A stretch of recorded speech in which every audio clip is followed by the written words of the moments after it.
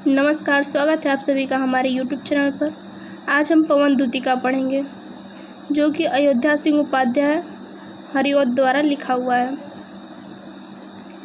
इस पवन दूतिका में यह वर्णन है कि राधिका रानी बहुत ही दुखी हैं। श्री कृष्ण के मथुरा चले जाने से, गोकुल छोड़कर मथुरा चले जाने से बहुत ही दुखी हैं और अपने दुख को पवन के द्वारा संदेश भिजवाती है कि ये जाके श्री कृष्ण को बता दो कि हम कितने दुखी हैं, हमसे आकर एक बार मिल लें, हम उनके बिना बहुत दुखी हैं। आइए जल्दी जल्दी पढ़ते हैं। बैठी खिन्ना एक दिवस वे गेह में थी अकेली, आके आसुद्र युगल में थे धरा को भिगोते। राधिका रानी कहती हैं, राधिका रानी का ये वर्णन किया हुआ है कि राधिका रानी बैठी खिन्ना एक दिवस वे गेह में थी अकेली। राधिका रानी अपने कमरे में अकेली बैठी हुई थी, अपने कमरे में आके आसुद्र युगल में थे धरा को भिगोते। राधिका रानी की आंखों में आंसू आकर वो धरा को भिगो रहे थे, धरती को भिगो रहे थे उनके आंसू। आई धीरे इस सदन में पुष्प सुगंध को ले, प्रातःकाली सुपवन इसी काल वातायनों से।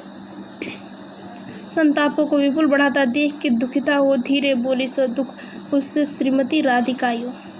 आई धीरे इस सदन में पुष्प सुगंध को ले, तब प्रातःकाल की जो पवन है, हवा है, वो राधिका रानी जहाँ बैठी थी वहाँ आ रही थी, वो हवा आ रही थी। संतापों को विपुल बढ़ाता देख के दुखिता हो।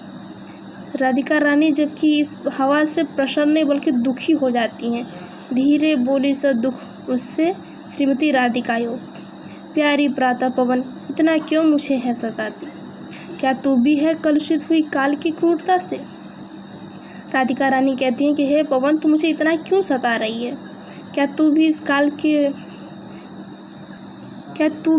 काल की क्रूरता से प्रभावित है कि तू भी मुझे इतना दुख दे रही है।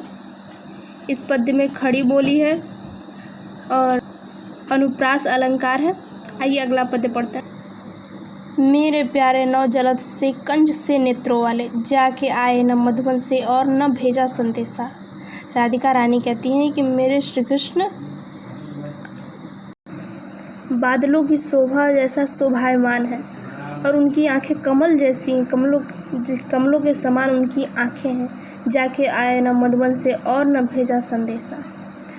श्री कृष्ण मथुरा जाकर न खुद वापस आए, ना एक भी संदेशा भेजा। मैं रो रो के प्रिय विरह से बावरी हो रही हूँ, जाके मेरी सब दुख कथा श्याम को तो सुना दे। राधिका रानी कहती हैं कि मैं रो रो कर उनके विरह में, उनके चले जाने से मैं पागल हो चुकी हूँ, जाके मेरी सब दुख कथा श्याम को तो सुना दे। मैं इतना ज़्यादा दुखी हो गई हूँ, मैं इतना दुखी हूँ, मेरी सारी कथा तुम जाओ श्याम को सुना दो। हे पवन, तुम मेरी सारी कथा श्याम को सुनाओ कि मैं कितनी दुखी हूँ। जो ही मेरा भवन तज तू अल्प आगे बढ़ेगी। राधिका रानी कहती हैं कि जैसे तू मेरा भवन छोड़कर, मेरा घर छोड़कर थोड़ा सा ही आगे बढ़ेगी, शोभा वाली सुखद कितनी मंजू कुंजें मिलेंगी। मतलब अति सुंदर, बहुत ही प्रभावित करने वाली बहुत सी कुंजें मिलेंगी। प्यारी छाया मृदु स्वर से मोह लेंगी तुझे वो। वहाँ बड़े बड़े वृक्ष होंगे जिनकी बहुत ही अच्छी छाया होगी, बहुत ही अच्छे अच्छे पक्षी होंगे, कोयल होंगी जिनकी मधुर स्वर तुझे भा लेंगे। तो भी मेरा दुख लग वहाँ जाना विश्राम लेना। राधिका रानी कहते हैं कि वो तुझे मोह लेंगी, तो तू उनके मोह माया में मत आ जाना। मेरा दुख को याद करना, मेरे दुख को याद करना और श्री कृष्ण को मेरा संदेशा पहुंचाने चले जाना, वहाँ विश्राम मत करना। इसमें भी खड़ी बोली है और उपमा अलंकार है। आइए जल्दी अगला पद। थोड़ा आगे सरस रव का धाम सा पुष्प वाला, अच्छे अच्छे बहुद्रुम लतावान सौंदर्यशाली वृंदा विभिन्न मन को मुग्धकारी मिलेगा। आना जाना इस विपन से मुँह माना न हो। राधा मथुरा जा रही पवन दूतिका से कहती हैं कि यहाँ से तनिक ही आगे जाने पर तुम्हें अत्यंत रमणीय स्थल वृंदावन मिलेगा। वहाँ पर सैकड़ों पुष्पों वाले उस धाम में पक्षियों की मधुर ध्वनियाँ, तरह तरह के सुंदर से वृक्ष और लताएं तुम्हें अपनी ओर आकर्षित कर लेंगे। किंतु आने जाने के क्रम में क्या कहती हैं, आना जाना इस विपन से मुँह माना न होना। इस रास्ते से तुम आना जाना, लेकिन इन सब पे भ्रमित मत हो जाना, इन सब पे मुँह मत जाना। जाते जाते अगर पथ में क्लांत कोई दिखावे। राधिका रानी कहती है अगर रास्ते में कोई क्लांत यानी कि थका हुआ इंसान कोई भी दिखाई दे तो जाके सन्निकट उसकी क्लांतियों को मिटाना, उसके पास जाना, अपने पवन से उसके सारे दुखों को मिटा देना, उसकी थकावट को ख़त्म कर देना, धीरे धीरे परस करके गात उपताप खोना, संदग्धों से श्रमिक जन को हर्षित सा बनाना, धीरे धीरे उसके शरीर का स्पर्श कर उसके दुख का संताप को मिटा देना, साथ ही उसके चारों ओर अपनी सुगंध बिखेर कर उस थके व्यक्ति को प्रफुल्लित कर देना कि वो सारी थकावट भूल जाए। इसमें भी खड़ी बोली है, अनुप्रास अलंकार है। आइए अगला पद पढ़। लज्जाशीला पथिक महिला जो कहीं दृष्टि आवे, होने देना विकृत वसना तो न तू सुंदरी को, जो थोड़ी भी श्रमित वह हो, गोद ले श्रांति खोना, होठों की और कमल मुख की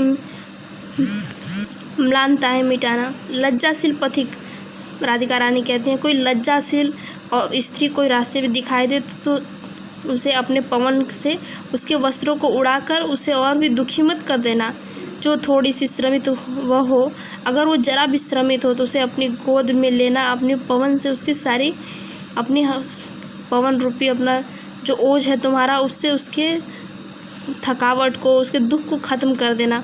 होठों की और उसके कमल के समान उसके होठों की थकावट, म्लानताएं सब मिटा देना।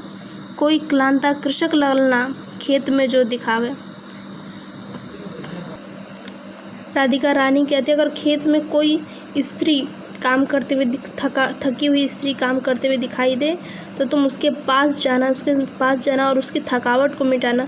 और जाता कोई जलद यदि हो व्योम में तो उसे ला छाया द्वारा सुखित करना तप्त बुतांगना को।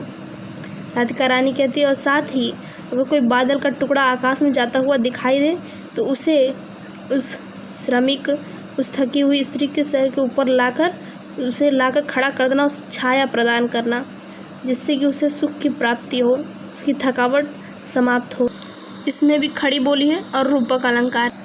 जाते जाते पहुँच मथुरा धाम में उत्सुकता हो, न्यारी शोभा वर नगर की देखना मुग्ध होना।